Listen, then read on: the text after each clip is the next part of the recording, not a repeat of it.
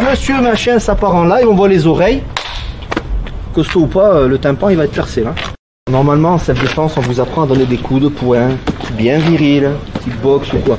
Ce qu'il faut comprendre, c'est qu'en self-défense, il n'y a pas de protection, on n'a pas de gants. Un exemple tout bête.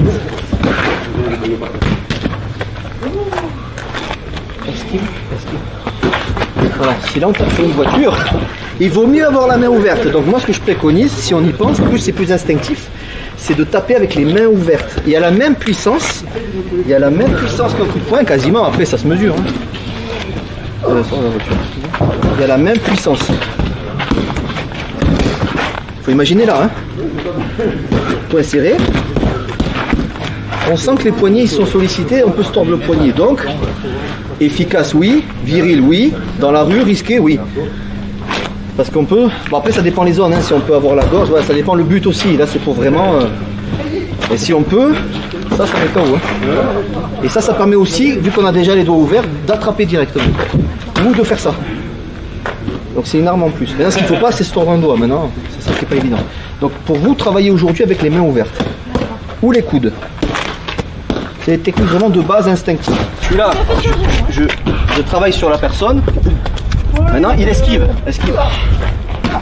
Là, le point, il sort. Moi, je privilégie les mains ouvertes. En self. Hein. Sauf quand tu as vraiment l'occasion, tu as une belle partie tendre, genre charal. C'est au choix. Tu veux pas le flinguer, tu vas essayer de faire main ouverte.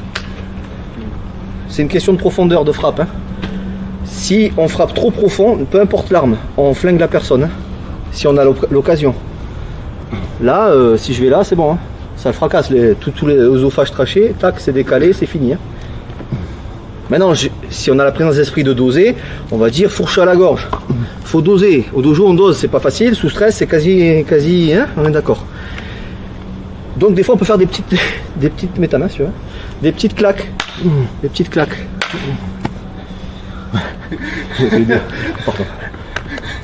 Ça.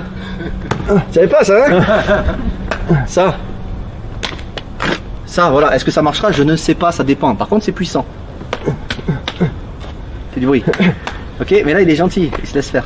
À la première claque, il va s'énerver. Et pensez que c'est ça, hein? Là, monsieur, machin, ça part en live, on voit les oreilles. Costaud ou pas, le tympan, il va être percé, là. Ça veut pas dire qu'il va être KO. Il y a de grandes chances qu'il tombe. Hein? Il peut arriver en disant, hein, qu'est-ce que tu dis? Si tu souhaites aller encore plus loin, à savoir décupler tes connaissances en self-défense, devenir confiant et efficace en situation réelle, mais ce que je t'invite à faire, c'est à cliquer juste ici. Formation offerte, ou encore sur le lien qui est en description juste sous la vidéo. Voilà, j'espère que la vidéo d'aujourd'hui t'a plu et qu'elle t'a aidé à progresser un petit peu plus. Quant à moi, je te retrouve de l'autre côté pour commencer ta formation vidéo offerte. À tout de suite.